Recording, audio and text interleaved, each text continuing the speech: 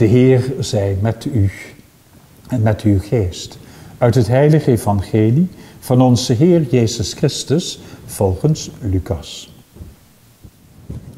In die tijd leerde Jezus in een gelijkenis aan zijn leerlingen dat ze steeds moesten bidden en daarin niet verzagen. Hij zei: er was eens in een zekere stad een rechter die zich om God noch gebod bekommerde.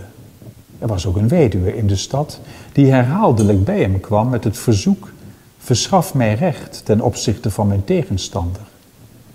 Een tijd lang wilde die rechter niet, maar daarna zei hij bij zichzelf: al bekommer ik mij om God noch gebod, toch zal ik die weduwe recht verschaffen, om niet langer geplaagd te worden door haar eindeloze bezoeken. En de Heer sprak: hoort wat de onrechtvaardige rechter zegt. Zou God dan geen recht verschaffen aan zijn uitverkorenen, die dag en nacht tot hem roepen?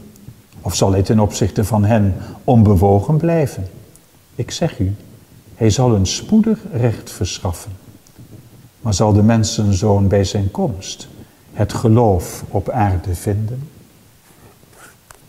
Woord van de Heer.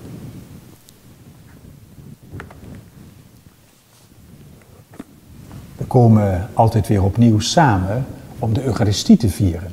Maar dat samenkomen heeft ook nog een ander aspect wat heel waardevol is. Namelijk elkaar helpen geloven. Tuurlijk, we ontvangen in de heilige mis Jezus in zijn woord en sacrament. Maar doordat we samen bidden, sterken we elkaar ook in ons geloof. En geloof zou je het thema mogen noemen van deze zondag. In de eerste lezing, u kent misschien het verhaal wel, de Joden kwamen in het beloofde land, maar dat was niet gemakkelijk, er was een gevecht te voeren. En Mozes die begeleidde dat met zijn gebed. En hij hield daarvoor zijn handen omhoog. En omdat hij zijn handen omhoog hief, omdat hij bad, was de volk in de overwinning. En in het evangelie geeft Jezus ons de gelijkenis van de weduwe. Die bleef aandringen bij de rechter en ofschoon hij onrechtvaardig was, verschafte hij de weduwe uiteindelijk recht. En waarom? Omdat die vrouw bleef aandringen. Wel, nu zegt Jezus, zal God dan onbewogen blijven, hij die goed wil zijn, als wij in volhardend gebed tot hem blijven bidden? Elkaar helpen geloven. Het is mooi elkaar in dat geloof tot steun te willen zijn. Maar ofschoon wij dat samen mogen doen, zeggen wij na de preek toch niet in de geloofsbelijdenis, wij geloven. Maar we zeggen, ik geloof. Geloven is blijkbaar allereerst iets wat ik zelf moet doen, waartoe ik word uitgenodigd. Ik geloof. Zijn we ons eigenlijk bewust dat we dat persoonlijk zeggen? Dat ik in de geloofsbelijdenis dus zelf belijd dat onze God is Vader, Zoon en Geest. Dat hij in Jezus mens is geworden, onder ons kwam wonen, geleden, gestorven en verrezen is. En dat hij uit kracht van de Heilige Geest altijd nog verder leeft in de kerk. Die ons in de sacramenten wil begeleiden op onze weg naar het eeuwig leven. Dat mag ik geloven. Ik geloof. Of geloof ik het wel? Vroeger, zo zeggen mensen wel, werd het geloofje met de paplepel ingegeven. Je ging elke morgen naar de kerk, je leerde de catechismus, ging zondagmiddag ook nog naar het lof en je was lid van een of andere congregatie. Men noemde wel dat de tijd van het rijkeloomse leven. Het was echter ook de tijd van vele jonge mensen die alles achterlieten om als broeder, zuster of pater in vreemde streken het geloof uit te dragen. Uit te dragen dat God iets voor ons wil betekenen. Dat hij ons in zijn Zoon Jezus letterlijk menselijk nabij is gekomen. En dat hij zich nog altijd aan ons toont.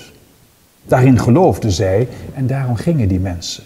Ze wilden dat vertrouwen uitdragen, zelf waarmaken. En ze wisten ook heel goed dat ze dat tastbaar moesten maken. Mensen echt nabij wilden zijn.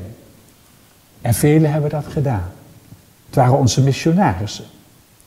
En nu hebben we zelf hier jonge mannen die uit India, Sri Lanka of de priesters van het neocatechumenaat, die vaak vanuit een ver land vanwege hun geloof een levende kerk hebben verlaten om hier samen met ons christen te willen zijn.